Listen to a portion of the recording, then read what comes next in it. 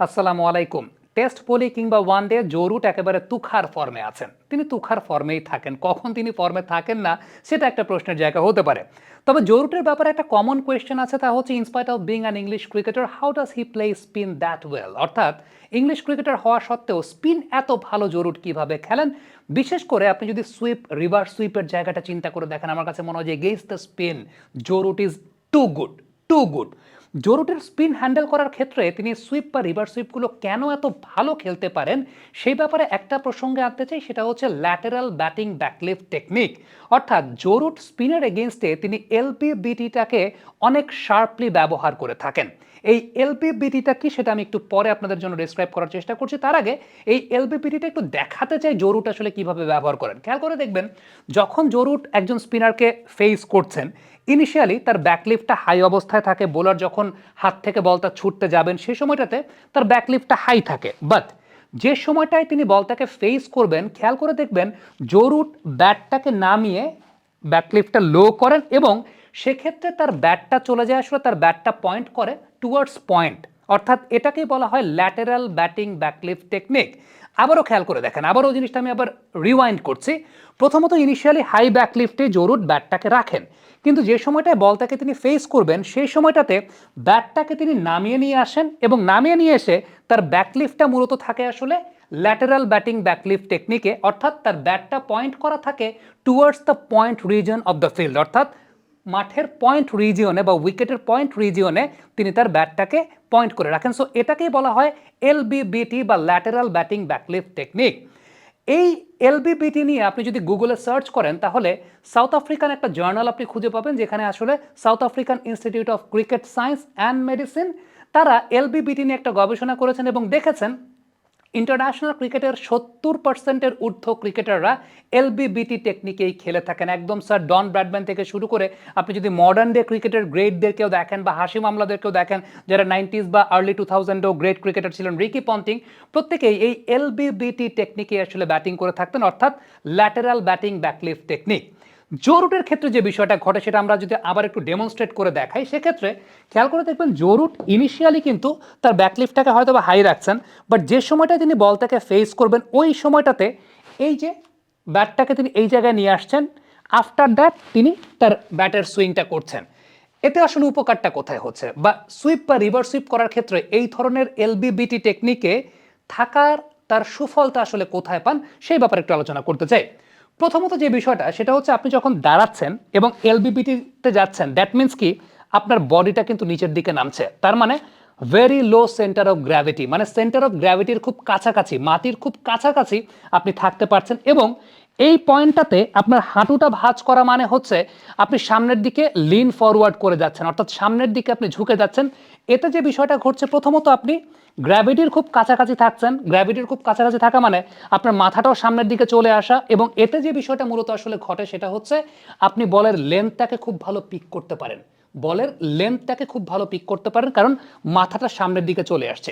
দ্বিতীয়ত যে বিষয়টা সেটা হচ্ছে সুইপ কিংবা রিভার্স সুইপের মতো শটের ক্ষেত্রে ক্রিজের ল্যাটেরাল মুভমেন্টটা খুব গুরুত্বপূর্ণ হয়ে দাঁড়ায়, অর্থাৎ ক্রিজে এই সাইডওয়েজ মুভমেন্টটা খুব গুরুত্বপূর্ণ হয়ে দাঁড়ায়। যেহেতু আপনি এই জায়গা থেকে এই পজিশনে নিয়ে আসছেন, তার মানে আপনি কিন্তু অলরেডি রেডি পজিশনে চলে গেছেন to play the sweep shot, অর্থাৎ আপনি অলরেডি ল্যাটেরাল পজিশন বা ল্যাটেরাল মুভমেন্টটা হচ্ছে দেখেই আপনি রেডি পজিশনে to play the sweeps or to play the reverse sweeps.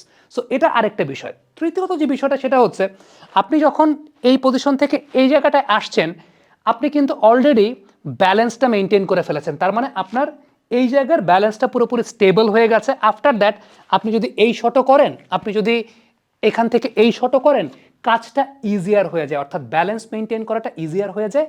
যে কারণে ওয়ার্ল্ড ওয়াইড ব্যাটসম্যানরা যখন স্পিন খেলে থাকেন ওই সময়টায় এলবিবিটি বা ল্যাটারাল ব্যাটিং ব্যাকলিফট টেকনিকটাকে অনেক বেশি মাত্রায় তারা ব্যবহার করার চেষ্টা করেন। যেখানেই অন্যায় অনিয়ম সেখানেই চলুক প্রতিবাদ, অ্যাটম খাও, চাপার জোর বাড়াও। জো রুটের ক্ষেত্রে ব্যাপারটা আসলে অনেক বেশি মাত্রায় প্রমিনেন্ট।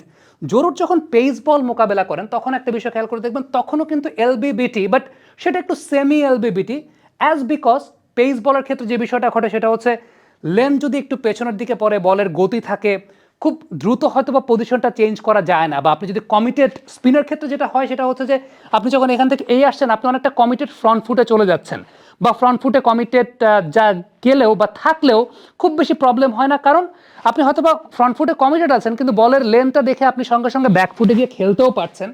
পেসের ক্ষেত্রে ওই সময়টা আসলে অত পাওয়া যায় না।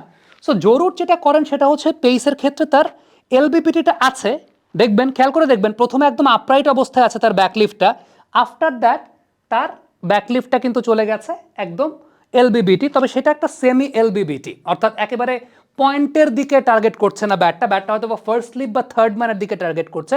সো এই জায়গাটা জরুরটা একটা অ্যাডজাস্টমেন্ট করে নেন। ইয়াং ক্রিকেটার্স যারা ক্রিকেট খেলছেন, ক্রিকেট দেখছেন, ক্রিকেট শিখছেন, এই জায়গাটা অ্যাপ্লাই করে দেখতে পারেন when you are playing against the spin bowlers. অনেক ব্যাটসম্যানের একটা কমপ্লেনের জায়গা থাকে যে স্পিন যখন খেলছি প্রায় দেখা যায় যে আমার বডিটা আসলে পেছন দিকে চলে যায়, I can not lean forward.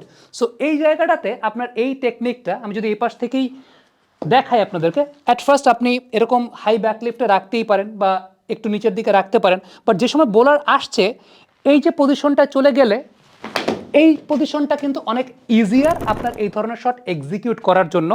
আমাকে একটু একদম জেনুইন পেসেই, একটা স্পিনারের জেনুইন পেসেই একটু বল দাও, যাই। খেয়াল করে দেখেন জিনিসটা, খেয়াল করে দেখেন এই ক্ষেত্রে আমার যে বিষয়টা উল্লেখযোগ্য সেটা হচ্ছে আমি কিন্তু রেডি পজিশনে অলরেডি পেয়ে গেছি, বিকজ এই জায়গা থেকে আমি যদি দেখাই যে ইনিশিয়ালি আমি যদি হাই ব্যাক লিফটে এরকম রাখিও কোনো সমস্যা নাই, বাট হাতটা উপরে রাখো বল করার জন্য, ওকে, ঠিক বোলার যে সময়টা হাতটা উপরে রাখছে এই সময়টা এখান থেকে আমি যদি এলবিবিটি টেকনিকের জায়গাটা চলে আসলাম, যাও এবার ছাড়ো, এই যে জায়গাটা আমার জন্য কিন্তু অনেক ইজি, বলটা কিন্তু একটু পিছে পড়েছে, তারপর আমার জন্য easy to play my shots. So even এটা নট অনলি যে আপনি যখন সুইপ বা রিভার্স সুইপ করছেন এই ধরনের টেকনিকে আপনি যখন সামনে বা সোজা খেলছেন সেটাও it's easier two bend your head, অর্থাৎ মাথাটাকে সামনের দিকে নিয়ে যাওয়া এবং টু লিন ফরওয়ার্ড। যাও কয়েকটা বল করো, একটু দেখি সামনে খেলি। সো এখানে দেখাই, ব্যাটিংয়ে গেলাম, এই যে আমি সামনের দিকে গেলাম, আমার জন্য ইজিয়ার টু লিন ফরওয়ার্ড, আবারও যাই। সো এই জায়গাটা যারা আলটিমেটলি স্পিন খেলার ক্ষেত্রে বা স্পিন নেগোশিয়েট করার ক্ষেত্রে অনেকের কাছে মনে হয় যে আমাদের মাথাটা ঠিকমতো সামনের দিকে যায় না বা শটগুলোকে অ্যাকুরেট খেলতে পারছি না, তাদের জন্য এই ধরনের টেকনিকটা বেনিফিশিয়াল হতে পারে। কমেন্ট বক্সে আপনারা অবশ্যই মন্তব্য করে জানাবেন যে যারা এই ধরনের টেকনিকে ব্যাটিং করতে গিয়ে যদি কোনো প্রবলেম ফেস করে থাকেন তখন বুঝতে হবে যে এই টাইপের টেকনিক আপনার জন্য স্যুট করছে না। কারো যদি কমফোর্টেবল মনে হয় তাহলে সেটার উপর করে আলাদা করে কাজ করা, সেটাকে আরও বেশি মাত্রায় পলিশ করা, সেটা আসলে খুব ইম্পর্টেন্ট বিষয়।